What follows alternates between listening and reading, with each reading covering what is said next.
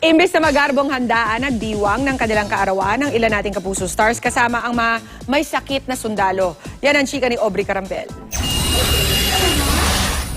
Mga sundalong naka-confine sa AFP Medical Center ang pinasaya ng GMA Artist Center January birthday celebrants na sina Yasmin Curdy, Sheena Halili, Rich Asuncion at Colleen Perez. Bukod sa kanilang song numbers, nag-enjoy naman ang gusto ang ating mga bayaning sundalo sa inihandang mga palaro. Game na game pa nga silang sumali sa stop dance, kahit pa ang ilan ay may iniindang karamdaman at kapansanan. Ang sarap lang ng feeling na syempre minsan nakakalimutan din natin na merong mga nagbuwis ng buhay para sa atin.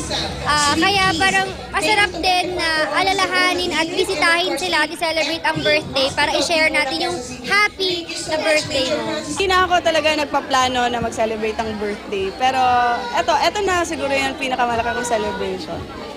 Kasama ang mga sundalo natin, mga injured na sundalo natin na sana patuloy nating ipag-pray. Si Yasmin masaya raw na muling nakabalik sa ospital kung saan siya nag-OJT noong nag-aaral pa siya ng nursing. Masaya po ako, nakabalik ako sa Viluna Hospital to share yung mga nangyari sa buhay ko ngayon. After ko nag-duty, after nursing, after ko mag-asawa at magkaanak and everything, gusto kong makita sila.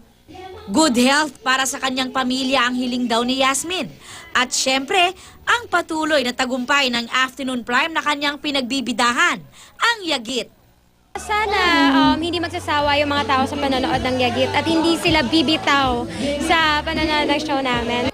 Si Sheena naman, love life daw ang birthday wish dahil 3 taon na raw siyang single. May mga nagpaparamdam naman sa akin pero pinapanatili ko na guarded yung heart ko hanggat hindi ko makita talaga. At syempre, alam mo, mapifeel mo naman yung spark eh. Ayokong madaliin.